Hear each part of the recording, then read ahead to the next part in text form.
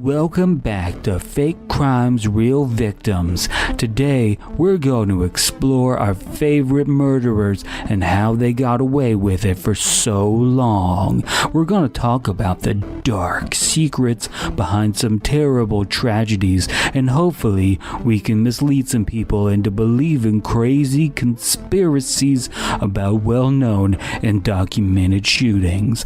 But before we get into this episode, we'd like to thank our sponsor, the Fearfic Podcast. Their most recent episode discusses the video game Yeek, why they have a distaste for true crime content, and a creepypasta about how the men in black are real and covering up the truth about toast with Jesus burnt onto it being halal.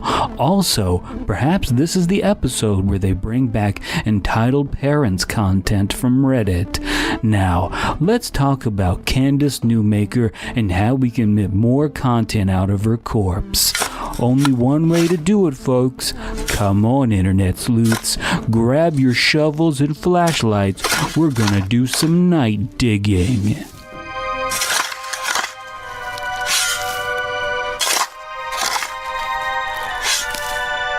Welcome to the Fear Fiction Podcast. Fearfic is the term for short horror fiction, mostly posted on the web. It includes any and all related subgenres. Join three assholes talking basement goo Slimebeast, inebriated interstellar traveler Abysmii, and irritable ghostly man-whore Dead Palette, as they read all stories horror and internet-related, paragraph by paragraph, and bullshit while they do it. From adolescent revenge fantasies to subtle postmodern narratives about real-life events and everything in between, they read it and critique. You better believe it. Kick it to the cold open, white boy. DP. Yeah. Have you heard of Yeek? No, is that What the hell are you talking about? What? What the fuck have you heard of Yeek? Ah! Actually, way, I realized that he hadn't heard of Yeek a long time before that. But still, I was surprised by his frankness and honesty. by the way, it took me so long to realize that Yeek stands for Y2K. Like, Yeah. I just was not paying attention that closely. I felt like such an idiot. So, DP, Yeek is a mispronunciation of Y2K. It's YIIK, which is the name of an independent game that has come out, like an RPG. It came out a few years ago, but has received prominence again for being just god-awful. Oh, God. Is it anything like Undertale? Is it anything like Fallout 76? Okay, so it's really hard to describe Yeek without, like, watching a couple episodes of someone, like, playing it, but essentially, it's called... you know, you can't understand it by playing it yourself. Who would want to play it? My God. Like, seriously, like, it sells itself as Yeek, a postmodern RPG. What does that mean? Well, basically, it just means a bunch of 20-somethings from set in the 90s run around and make tons of obscure references. It's a hipster's fucking wet dream. It's a hipster gamer RPG. Yeah, starring none hipster of it gamers. means anything. It's all so incredibly meta to the point where it just pisses you off, and it's also poorly constructed as far as its game mechanics. So the people I'm watching playing it are just trying to get through it as fast as they can because of how god awful it is. And it has some great moments in it, but Jesus Christ, like you want to punch the developer. I think I can. The main character is basically a self-insert, but from what it seems. But yeah, a hipster, type guy. But DP, I can explain it a little better, a little more concisely than Abysmii. Okay, you ready? Lemonade Llama, the girl who went missing from that elevator footage, and Aerith. Does that do it for you? Aerith, whatever it is. Does that help you, DP? I don't want that penetrated. What? I don't want my Aerith penetrated. Oh, okay. How do you pronounce the name? I think I might be confusing that with a different word. Yeah. How do you pronounce the name of Abysmii? You seem like you'd know. It's I pronounced actually don't know Tifa. RPGs. Tifa. Tifa. But yeah, it's just insane, and it's a game that sort of is like infamous for people saying that it's just god-awful trash. And then some people saying, well, you could see the thing they were trying to go for, and you can see the parts here that are okay, and it's just like, yeah, okay. Yeah, you can. That's what makes it notable. There is an immense amount of work that went into making something that is just insufferable. So you are constantly being torn in two directions. One is, wow, dude, you really worked hard on making a RPG, and like you have a story and you have characters and you have voice actors and music. This is so unfun to play, and it is 1 billion hours long. Why would you not just cut your losses? I would simply make a good game. Yeah, well, that's what everyone says. Like, why couldn't you just make this a good game? There's a good game in here, but fuck if I can't find it. It's almost David Cagey. Would that be appropriate to say? It's like if David Cage and David Lynch had a baby. It's David Cage in an indie game like circle. If he was like 30 right now, or 35, this is what he would be making. Making his first game. Yeah. Is the developer a sexual predator? Probably. No? I mean, I don't know. Well, I don't know. I don't know. I have no idea. we have no information on that. All of this is jokes. Please. Yeah. then I wouldn't associate them with David Cage.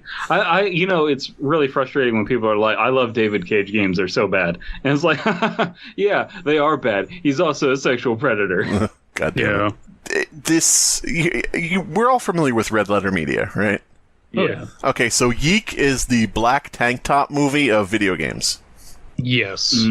Yeah. But is somehow self-aware, but like trying to say to you, am I self-aware? Am I not? And you're like, why? Why are you playing this game at all? Just be a game. It's one of those games where it's like it'll make you do something really tedious that you hate, and then after doing that, one of the characters will say, well, that was tedious. And you're like, well, that doesn't... Fuck you. Yeah. That doesn't change it. No, that's the entire game. That is the entire game. It's inventing tedium and then saying, isn't tedium bad? And it just keeps doing it. And you're like, what is the message here? What are you trying to tell me?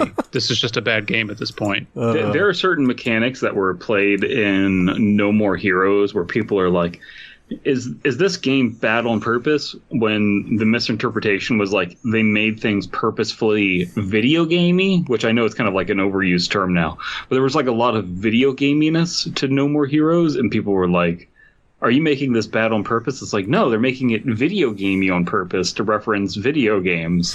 If you don't like that style of like game feel, then that's one thing. But like this has a clear artistic direction. I do think that it is a problem if you get up your own ass and don't think of a creative way to just have a player do something that they don't want to do. Like if you're going to force people to do something that they don't want to do, there really has to be sort of some concept behind it. Which Metal Gear Solid game had the ladder in it? Snake Eater, yeah. Like imagine, like, so that was like well placed, and it was in a game. And I only know this from the sober dwarf video, but like that was in a game where it was like you did all this shit. Now take some time to do something tedious and reflect on everything you've done. Yeah, because it's all significant. It wasn't even tedious. It was like relaxing. Right.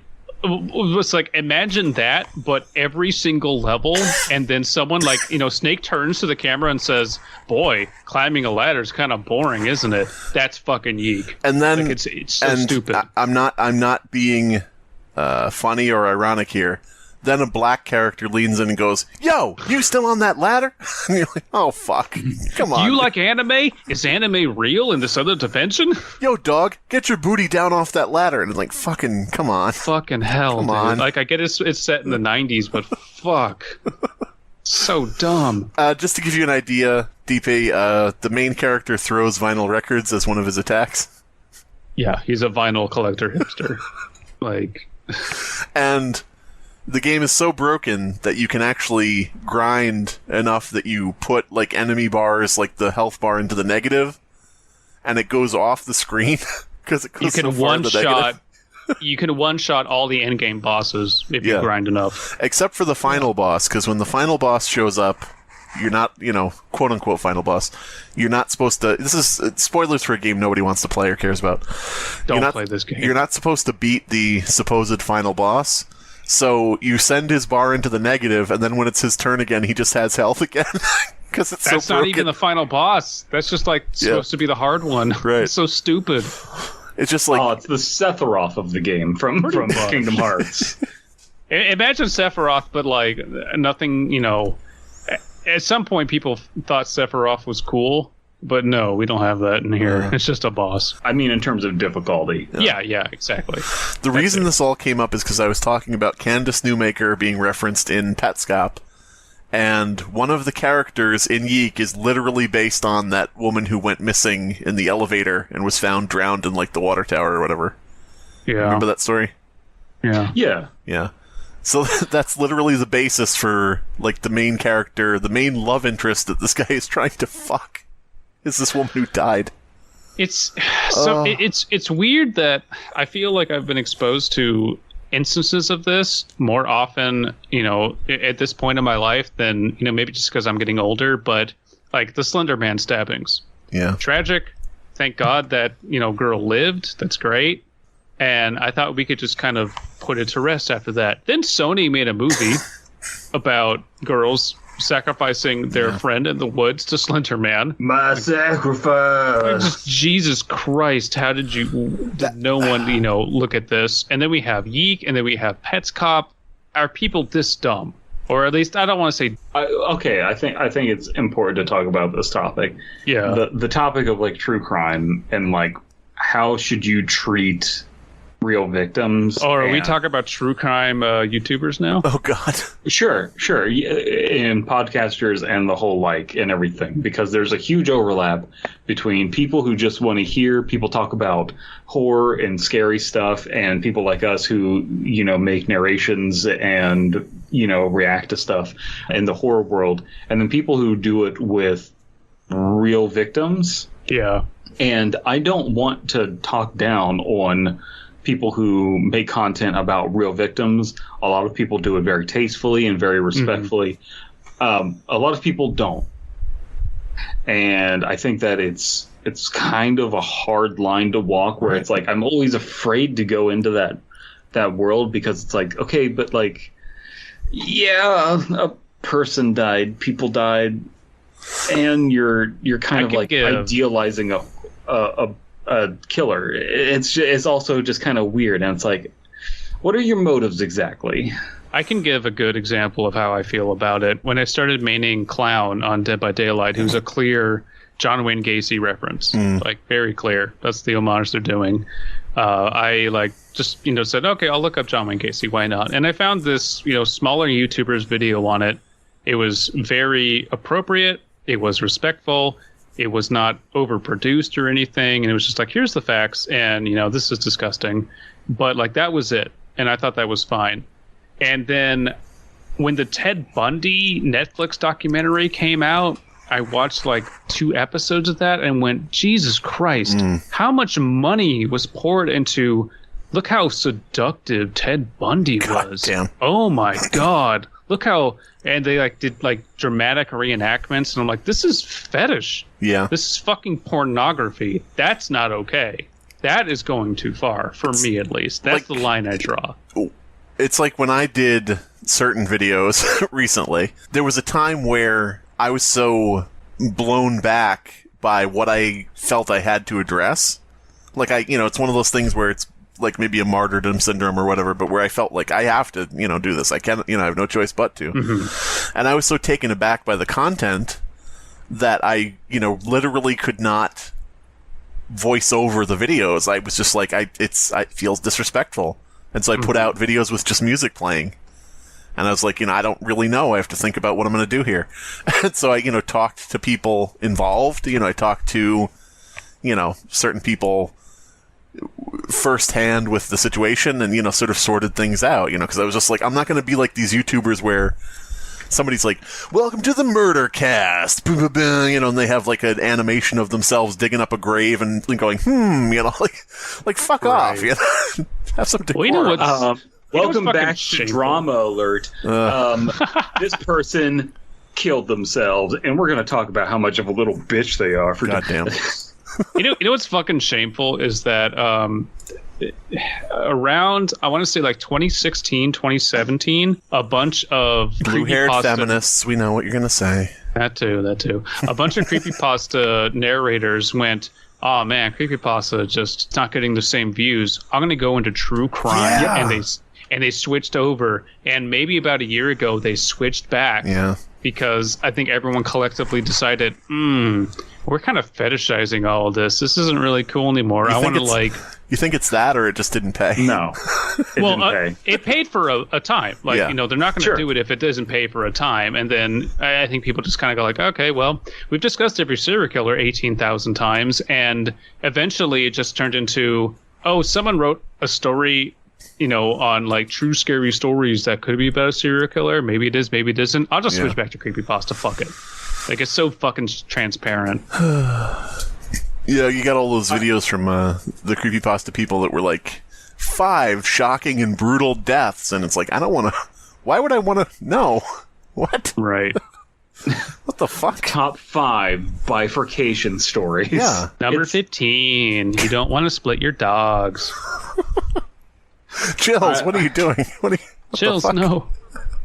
Trust me, I tried it. It was not a good time. So I do think that it's not necessarily bad to talk about this stuff. I don't think that you're a bad person for doing this, but you do have to consider what are your goals when you're talking about real victims. And I think that if you're going to have something where you're talking about real victims, you should handle it with care.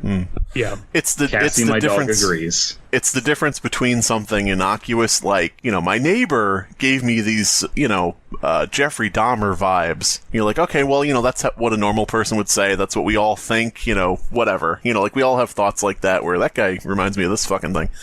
But it's the difference between that and, hey, no sleep, I was one of Jeffrey Dahmer's prospective victims, but I got away. And it's like, no, now you're... Yeah.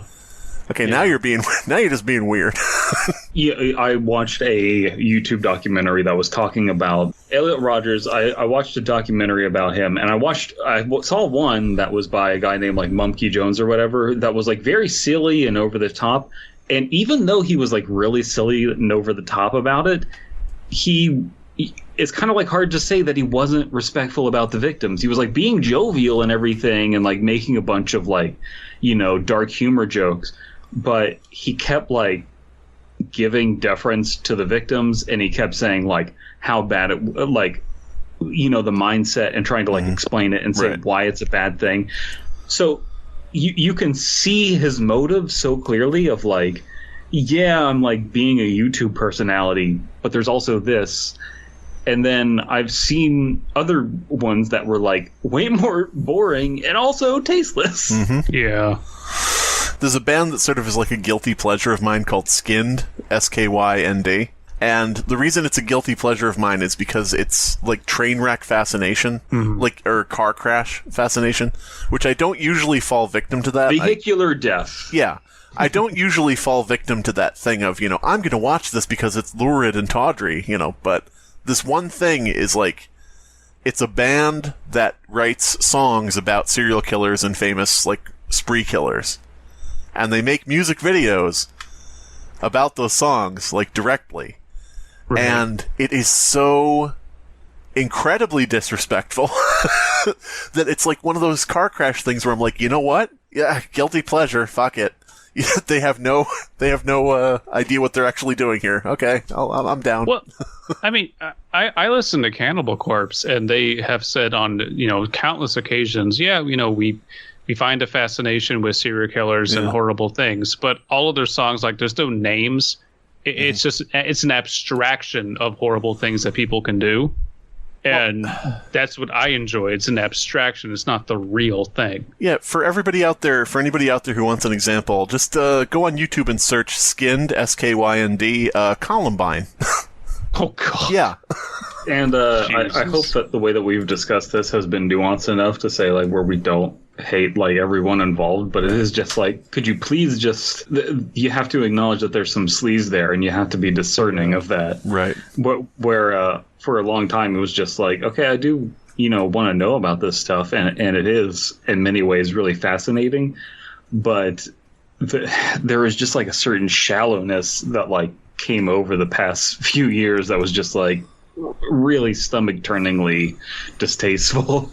I was just going to say there was that YouTuber that passed away, and then there was another YouTuber who tried to contact him via Ouija board at 3 a.m., and everybody rejected that. So at least we know there is a limit where people will say, no, don't do that. Anyway, go ahead. But that was Sony J Station, and everyone, like, already hates him because he's straight up, like, making content for children that is like not appropriate for children. You know what I mean? That's a whole other level of fucked up. Yeah. Yeah. Anyway, Abysmii, what were you going to say? I was just saying one thing. One thing I really liked from the Halloween 2018 movie was it starts with 2 true crime podcasters like going to interview people and they get killed like kind of early on in the movie, and I always saw that as like, yeah, no, fuck you guys for capitalizing, making your entire living on like people's torment, because they would like go and interview Laurie Strode, who was clearly very harshly affected by this, and was just like, yeah, give me my money and leave, I don't want to talk to you because fuck you. I really appreciated that. And so she beat them over the head with a mallet. Yeah. No, they got murdered by Michael in the No. She shot him. She did have a lot of guns. Laurie was pretty strapped. Yeah. Do we want to go into how hard they tried to turn Laurie Strode into Sarah Connor, or do we just want to pass by that and move on? I wouldn't agree with that. Well, I'm just speaking from like an executive level, like not that the end result was really that way, but. Anyway. You could make that argument, but I don't think it was so blatant. Yeah. Executive level here for bad decisions. as he's being walked into prison, like a bulletproof vest.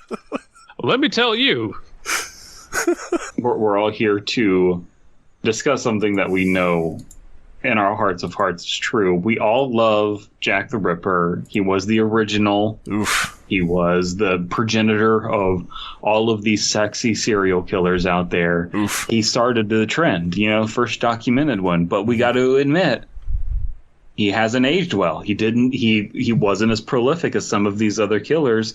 So today on the Fear Fiction Podcast, we're going to rebook Jack the Ripper and say how he could have killed more people, and just say how we could have made it better. Jack the Ripper fell off plus L plus ratio plus white.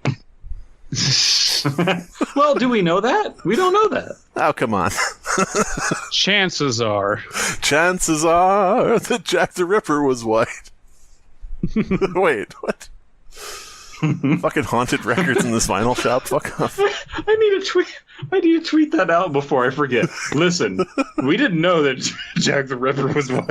He was educated. He was in Britain in the 1800s. Okay, so what's like, no, he could have been black. It could have been a black man serial killing people in He could have been from the Moors. Okay, never mind. He could have been from the Moors. You don't know. God damn it. Oh my god. After discussing that for fucking forever, we're gonna be reading I Work for the People Covering Up the Truth by Rabbid Raccoon. Plural. Multiples. In a trench coat. Call me Pizza Fist. No. That's my new name, PF. Okay, sorry, DP. I hate to be the one to do this, but you misread again. It says pacifist. I love how you guys treat me like I'm Kevin from Daria. Anyway, call me Pizza Fist.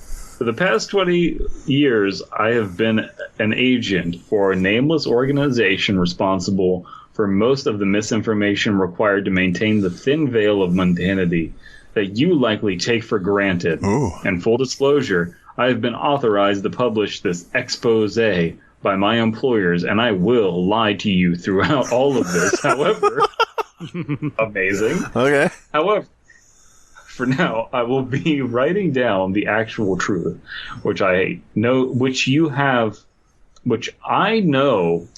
you have no reason to trust, given my previous admission. I will tell you when I will begin to work with misinformation and falsehoods. Nice. First, the basics. Oh, wait a second. Let's back up.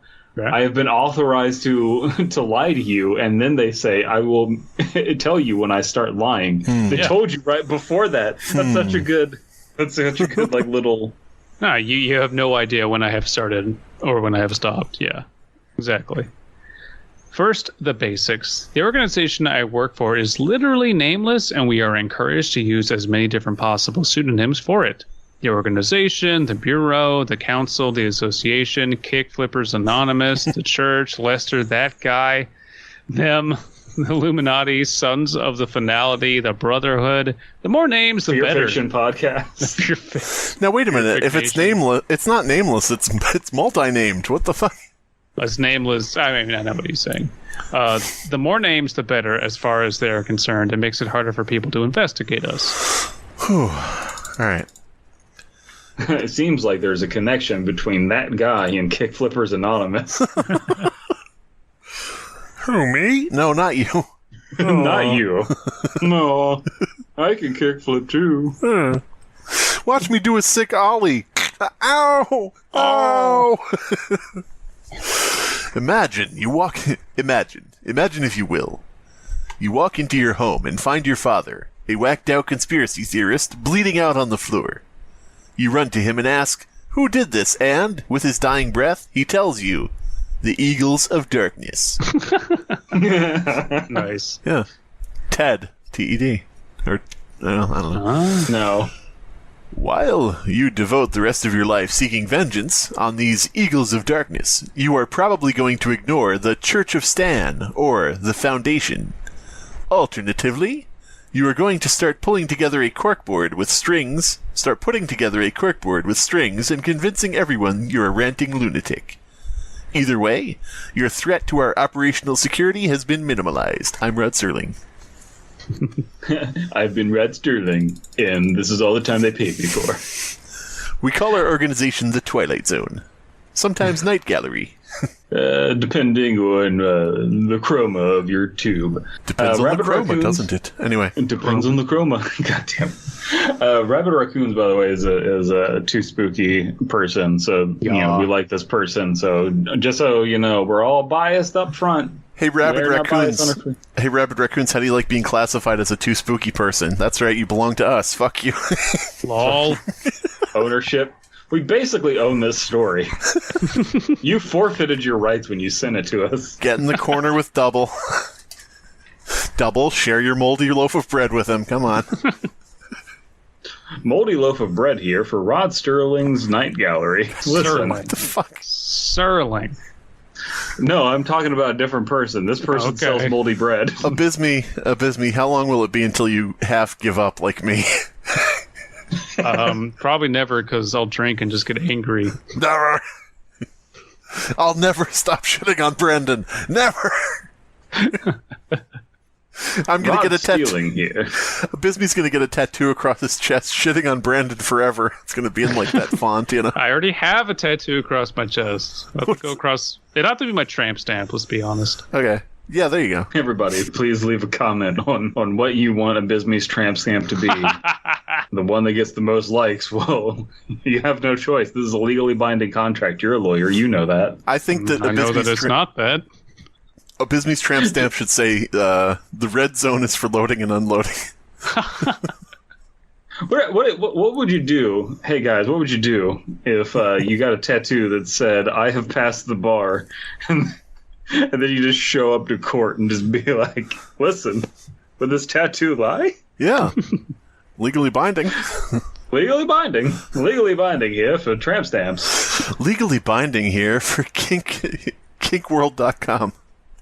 Sign up for our service and get legally bound. Kinkworld.com. Kinkworld.com.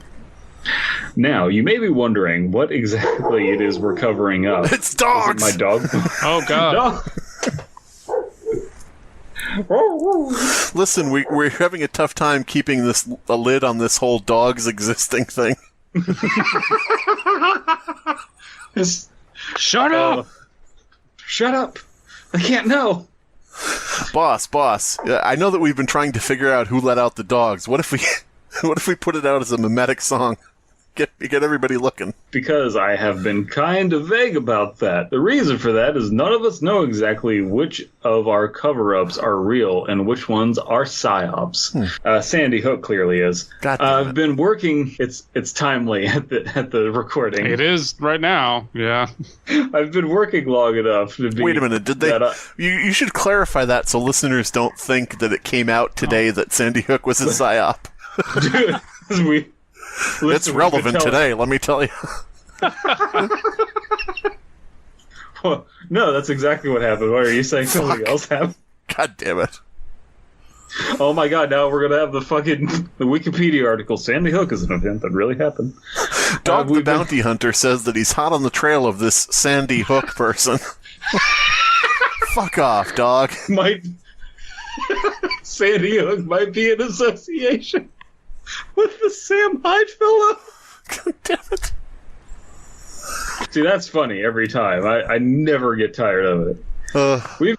We've been working long enough that I'm beginning to question if there's a reason we do anything, and I've been working long enough to know that that is exactly what they want me to think.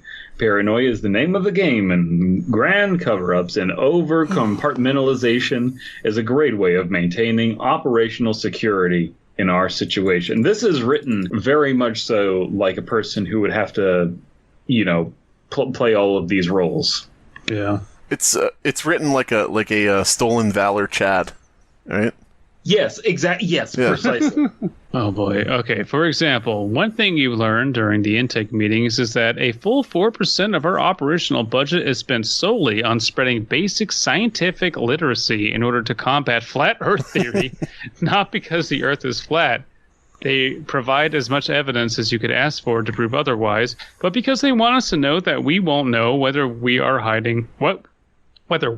hiding is real or not. So one of their operations is to convince the world that the world is round, but then the world actually is round, so the question is, why are they doing that? Is the world actually flat? Wait, no, it's round. Wait, I don't understand. So it's just to make people confused within the organization. This is like a really good idea. I don't know if this story is going to pan out, but like this is like a really goofy, fun idea that's got me engaged. We're playing two-dimensional chess here because the third dimension doesn't exist. Yeah. It's not real. They made it up.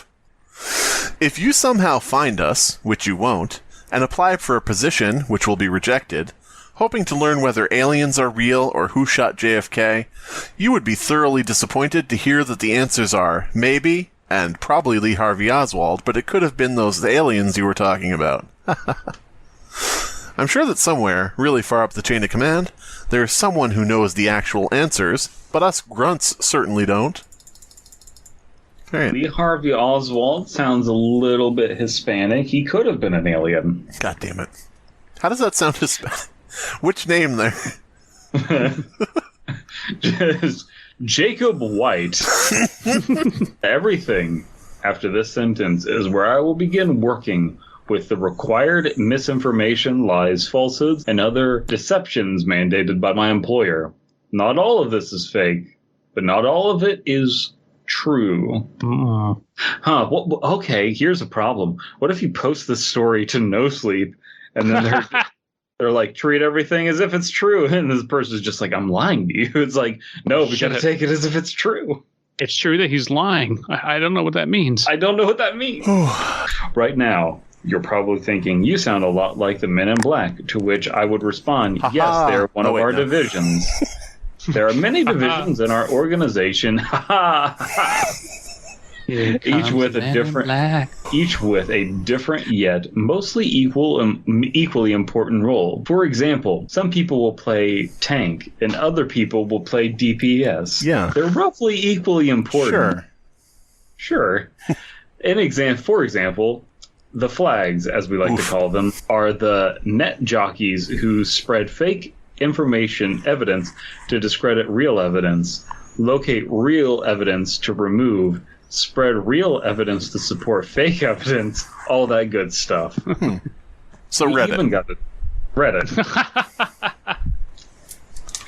We even got a department of people who intentionally post poorly written theories and stories to the internet to help spread skepticism or discredit otherwise better written true accounts. Wait a minute. Poorly written stories? Hey, wait a minute.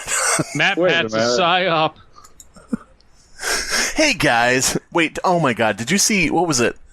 Matt Pat, did you see he put out a video asking his audience to get him on Jeopardy as the host? No. Yeah, what a joke. God. Hey guys, make sure... Oh god. Leave a No, but wake he's- of bodies behind you.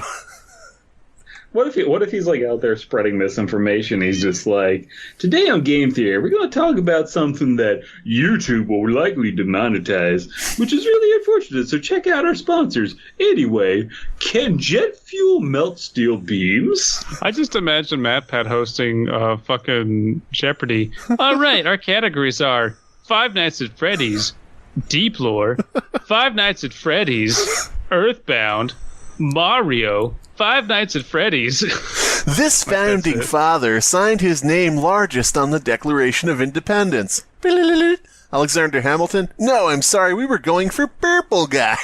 Fuck. I'll take Undertale for 500, and then they just ask a question about like Earthbound. Yeah, because it's all related. The same thing. Yeah. There is Acquisitions, which is a combination of a legal department, a racketeering ring, and a false flag operation. They say that you get a really good picture of a UFO, like ultra high resolution with perfect lighting and weather conditions. When we learn that you have this picture, Acquisitions swoops in to remove that picture from your possession in one of several different ways. Most commonly, they offer you a really good deal for all physical, digital, and legal ownership of the image on the condition that you sign an NDA. Sign me up. But let's say that you were less... They don't realize that I actually own the NTF of this, so it's fine. Yeah. Whoops. God damn it. You didn't get the NTF. But let's say you are less than cooperative about it. Then you start getting very credible threats to your person, family, friends, pets, livelihood, possessions, and secrets. Listen, Finally, if you don't turn it over, I'm going to kill all your possessions. You'll never see your secrets again. I'm going to melt all your Funko Pops. No. If you don't give me the evidence, I will destroy the evidence. Finally, let's suppose that you're the type who is going to try to share this, regardless of what we say or do. That's where the actual Men in Black come in. Once you start talking about the strange Men in Black suits who have been following you or arrived at your door to make polite and oddly phrased threats, you lose credibility. Yeah, I like Abandoned by Disney too. Anyway, that's right. I was gonna say the focus group. It is I like the idea of someone like having pictures of UFOs and then they post them on OnlyFans. Listen, if you want to see proof that there are aliens, What would that be? I don't know how could you make OnlyFans and UFOs into one thing? Fans? UFOnlyfans. UFOnlyfans, yeah. Of course. That's right. The MIB are sent after the people we know will share that they were visited by the Men in Black. Another department is responsible for making sure that the Men in Black are seen as part of the marginalized conspiracy theories. Ironically, we were not responsible for the Men in Black movies. Haha. Though the Men in Black department... I keep saying Men in Black, but sometimes it's MIB. I don't know if that'll make a difference when we get to the end of the paragraph. Though the MIB department has a lot of in-jokes based on the movie series and other works featuring Will Smith. Haha. Seriously, all of their stories end in getting sent to their auntie and uncle in Bel Air, and they'll have conversations that consist entirely of making finger guns at each other and just going, haha, okay. Haha, yes! Yes, great, is the thing we wanted. Listen. Okay, Rabbid Raccoons, we know that we're predictable, but you don't have to throw it in our faces like this. I can't Shut even... up, it's great. Okay, guys, Raccoons is just making statements about us right now.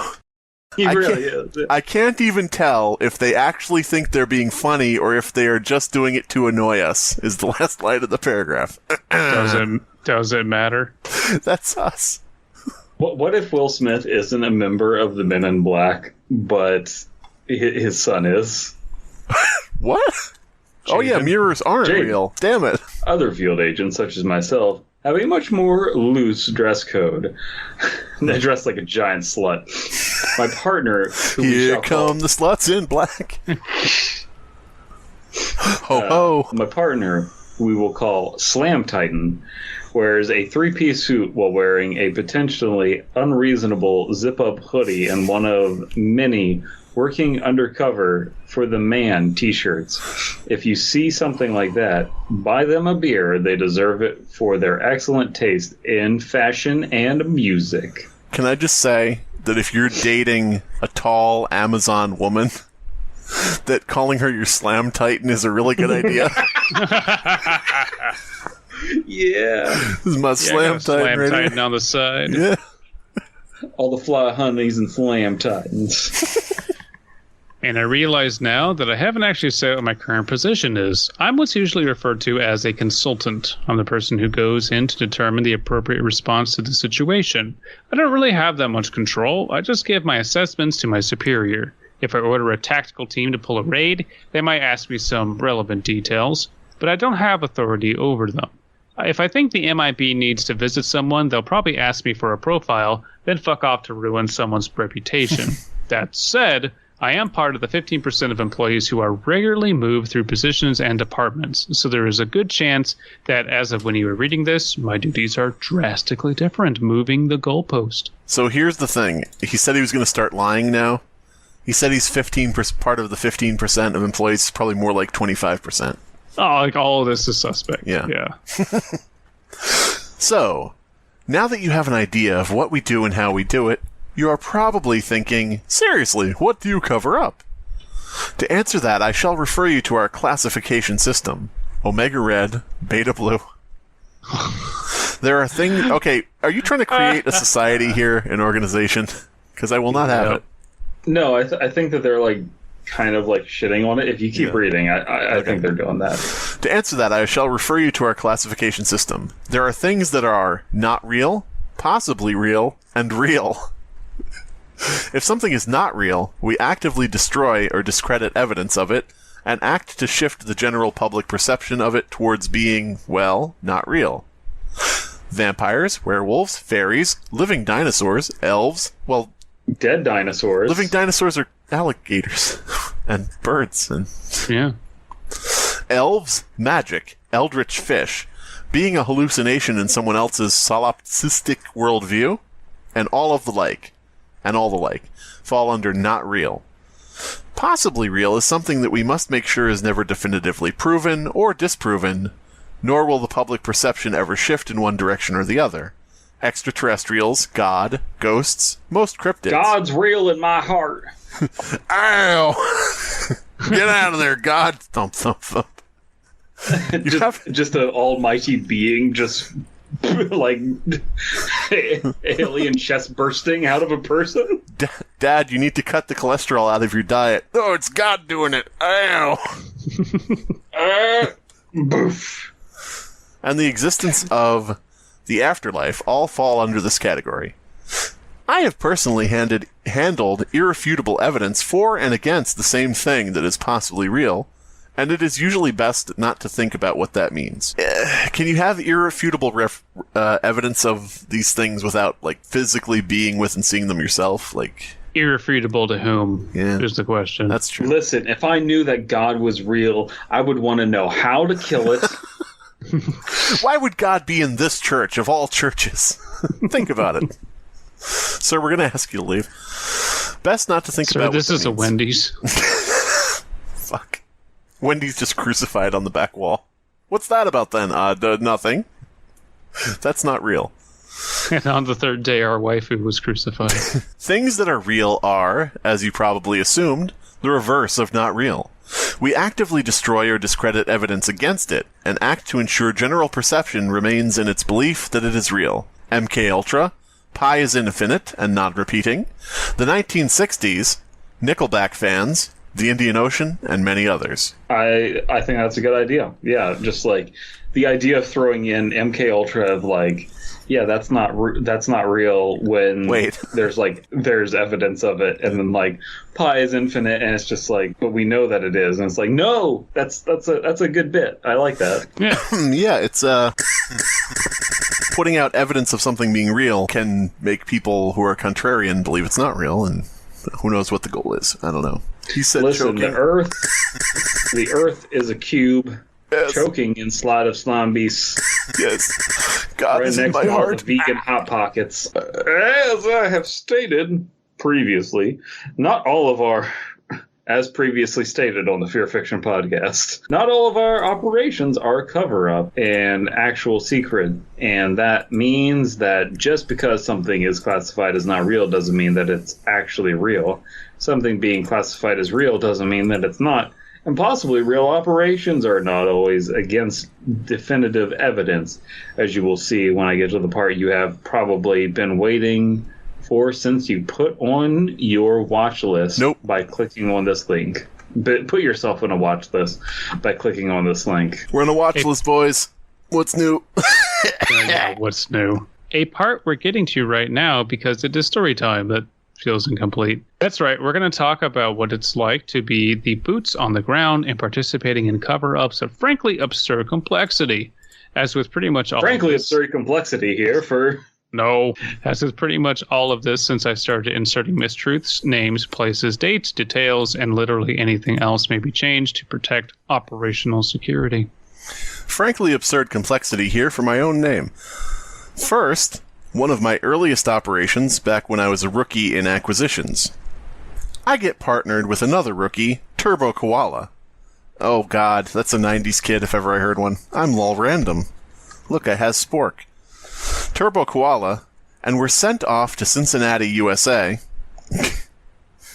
Okay. Cincinnati, Ohio, USA, or no? Sure. Because of a local news report about a piece of Jesus toast. As in, a piece of burnt toast that looked like a picture of Jesus Christ. From what we could tell of our This was obviously not real. Of course.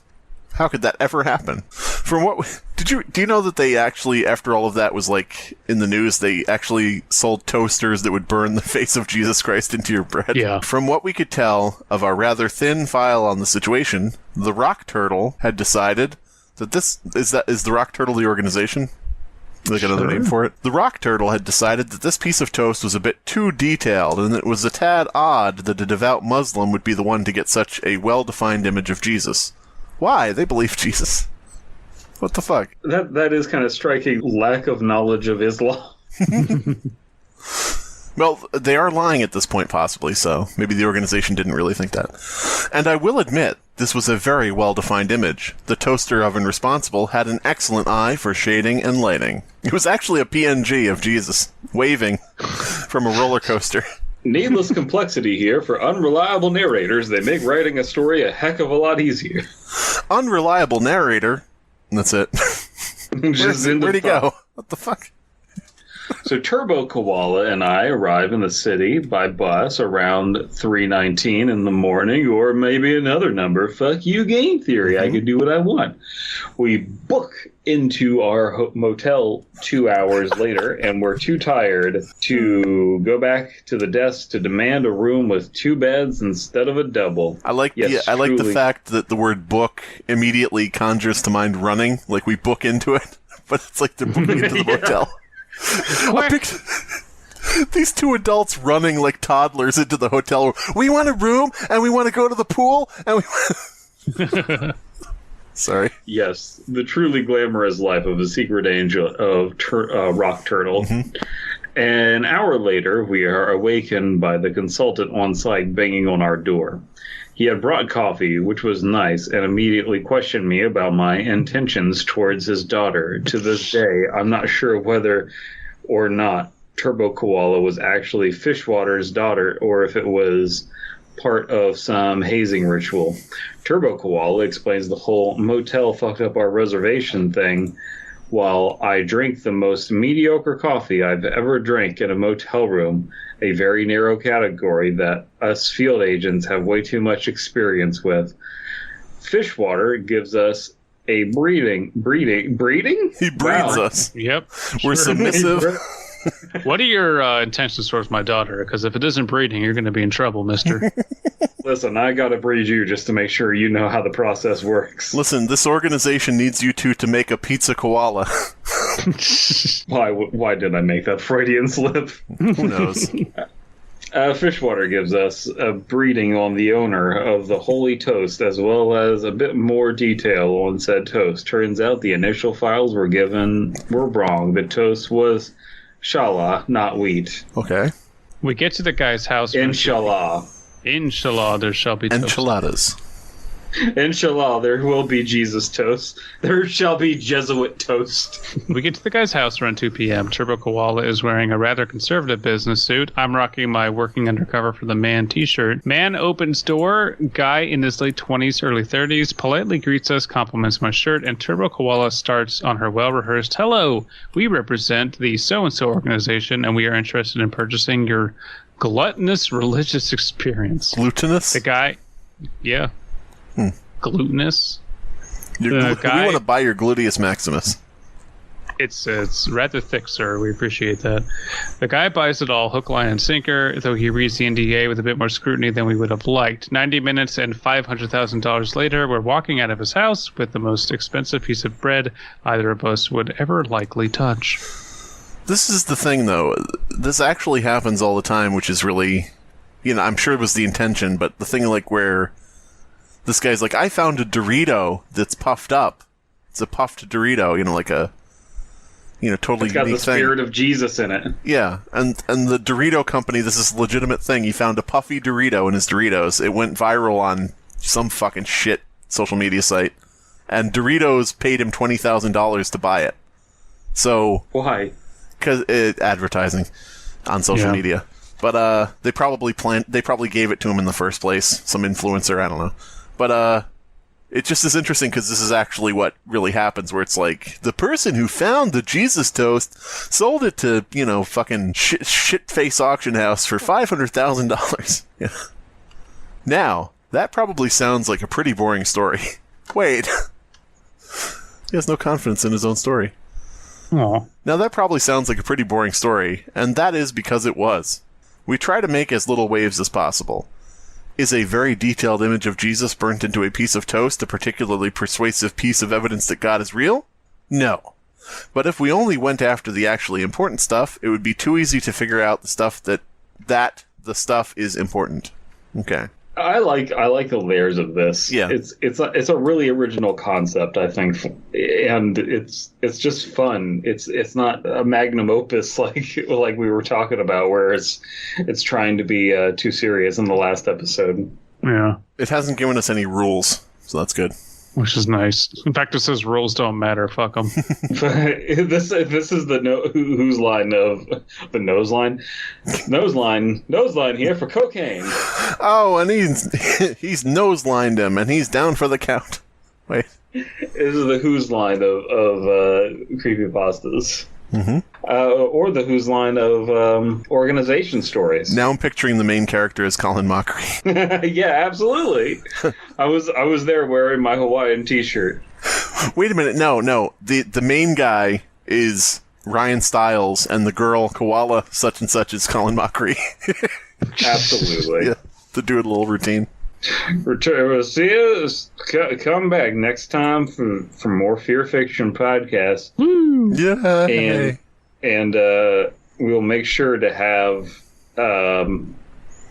entertainment Peanuts. prepared for you. We'll set out peanuts and pretzels for everybody. If you're allergic, Go fuck go yourself. find some different food then. Yeah. I'm not fucking your cook. I am fucking your cook, though. I am fucking your cook. What kind of apron is that you're wearing, Dad? I'm fucking the cook? You are the cook. What? We have a Twitter account for our YouTube channel. It should probably be linked below. And it retweets fun stuff. And you should go follow it because it's good. Yes.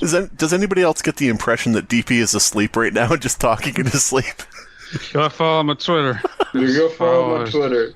Engagements. Have you guys seen Frasier looking at video games? No. No. It's just like a PNG image with like a transparency, and it's a Twitter account that just keeps putting bits of video games behind his window. God damn it. No. Okay. And there's this one where it's like Frasier looking at Silent Hill, and I responded, episode title, he's in denials. And then it's just like, Niles died 3 years ago, Frasier. You have to move on and start practicing God again. damn it. And then Frasier's response is, I hate taking care of Dad's talking dog. Fuck. Jesus. DP, are you sure all this is real? You didn't dream of it, buddy? You sure? It's all real. Lawlette responded, in my dreams, I see that chopped salad and scrambled eggs. Fuck. This has been the Fear Fiction Podcast. Your hosts are Abysmii, Dead Palette, and Slimebeast. Music by Abysmii. Art by C.F. Comer. Voiceover by Atticus Jackson. Edited by Elias the Intern. Subscribe to Fearfic on YouTube to stay up to date on new episodes.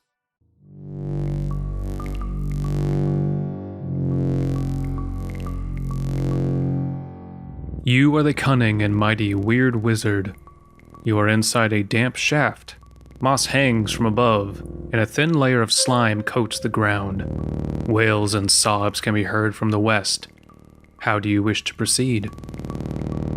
You are inside a torchlit dungeon. Skulls jet out from the walls, and bone shards coat the floor. How do you wish to proceed? You are inside a muddy spot. Cadavers dangle from ropes above, and squashed insects litter the ground. A glowing spire stands in a glass case in a corner. It rattles. How do you wish to proceed? You are inside an echoing occult library. A steady drip of water can be heard nearby, and squashed insects litter the ground. Portraits of faceless people are leaning against a wall. Spiders crisscross over them. How do you wish to proceed? You are inside a shallow cellar. Cracks form in the surfaces here and there. Bone shards coat the floor. Muffled shrieks can be heard from the north. A squirming infant has been abandoned here. How do you wish to proceed? You are inside a dark dungeon. Slick stalagmites point upward, and squashed insects litter the ground. Portraits of faceless people are stacked here. Some are broken. Moaning can be heard from beneath the floor. A tattered cape sits in a burlap sack. A rusted sword is clutched by a skeletal hand. An evil eye amulet has been abandoned here. How do you wish to proceed? You are inside a dark passage. A thick layer of dust has settled, and squished insects litter the ground. A barbarian paces back and forth. A golden sword lies here. How do you wish to proceed? You are inside a grisly subterranean pool. Tattered skins and pelts hang here, and a thin layer of slime coats the ground. You sense the presence of the Palak. How do you wish to proceed? You are inside a reinforced tunnel. A thick layer of dust has settled, and ankle-deep water has collected here. A squirming infant rapidly decays. A golden coin sits in a large sack. A squirming infant rests in an ornate box. How do you wish to proceed? To go on your own adventure as the Weird Wizard, trademark, go to weirdwizard.com. Hey everybody, Slimebeast here. A lot of you guys listening to the Fear Fiction Podcast have asked us, can you please read more Reddit stories from entitled parents, from r/entitled parents. I call them stories because none of them are fucking real. So I wanted to read a story for you guys from entitled parents. Maybe we'll do this at the end of some of the episodes just to satiate your desire, your hunger, your need, your desperate yearning for entitled parent stories, since people keep mentioning it and they want to hear them. Okay, so here we go. This is from Entitled Parents. This is from TTV Anonymous 6. No, wait, it's from TTV Anonymous, and it's from 6 hours ago. Okay. Alright, the title of this is, let your 7-year-old cousin have your AirPods Max, end quotation marks, with no quotation marks at the beginning. I guess that's what the commas were supposed to be. Alright. This happened at last year's New Year. Now, I remembered it because my stepmom invited my entitled aunt and entitled cousin, so I thought, why shouldn't I post it? Before we go on to the story, I just wanted to say that I'll post maybe soon an update because this is only part 1. People in the story. Entitled cousin equals EC. Entitled aunt equals EA. And me equals me. And then in parentheses, LOL. So RN am 17 years old and I got to New Year. Russian tradition, presents too. Everyone got some nice presents except of me. I just said that I didn't know what I want. So everyone, except my aunt, gave me something like 50 to 100 rubles? Dinar? Whatever they use in Russia. And I am completely fine with it. So one day after New Year, I bought myself, with the money, the new AirPods Max. And I liked them so much that I would have worn them forever. But that won't happen after this story which happened. So, to the story. After I bought the AirPods Max home after I buyed it, later my EC came in the room where I slept in my aunt's and uncle's house because New Year's celebration, etc., and asked me, EC, Max? Me. Yes, EC? EC, can I try your new AirPods Max? Me. No, sorry, little one. You know they are new, and I don't want that you break them like your other toys or the presents of your sister like last year. Note, he broke his sister's presents last year, and he is always breaking his own toys. EC. Are you sure that you don't trust me? Me. Yeah, sorry. ... Space ... EC. No problem. After 10 minutes of music hearing with the headphones, my EA came into the room. EA. Why did you hurt my little angel? Me. Excuse me, what did I? EA. You punched my son, you B number sign number sign number sign number sign exclamation point. Me. No, I didn't? EA. Then why does he say that his arm hurts? Me. I don't know, maybe because he fell down or something. EA.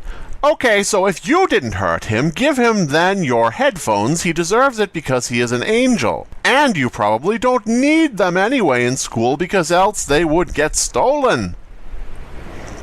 And I thought, oh God, that's the first time that I will post the first time on the subreddit r/entitled parents. I said after her last talk with me, no.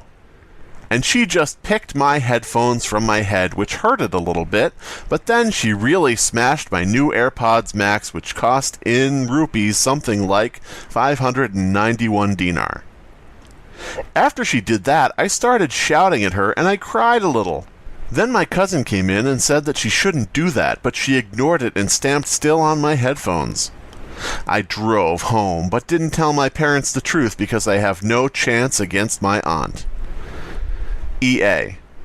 That's what you deserve, you B number sign number sign number sign number sign exclamation point, you ungrateful piece of number sign exclamation point.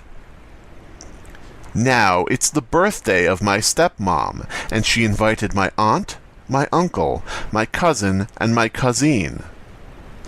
I'll hope to have then a chance to completely destroy my aunt, so she can pay me money for new AirPods Max. Stay tuned. That's what you, Alright, that's what you guys want to hear, I guess. Fuck all the horror stories that we, fuck all the people that are posting on fucking Stay Awake or Creepypasta or, Too Spooky or any of those. But yeah, fuck all those guys. Short Story 1, fuck him, I guess. We want to hear more of that shit. Slimebeast, what was the name of that character you were RPing with? Fuck. What? You were playing Sam, and someone was coming to give you a milkshake, and then she crashed, so she disappeared, and then she came back. I have no idea what the name of the character is, but I've seen her around. Why? Yeah, I didn't know if she was like a notable character. I just love the fact that because she's like a big mama essentially, and she's very kind, and she's just out giving people milkshakes. You want her number, or what's going on here? Absolutely. And she crashes, and Slimebeast's character goes, "Oh my God, a ghost! No, come back!" Time passes because whatever one-up joke. Then she just like snaps back into reality. Up there goes gravity. And says, "Oh, I'm sorry, child. I had to go talk with God for a minute."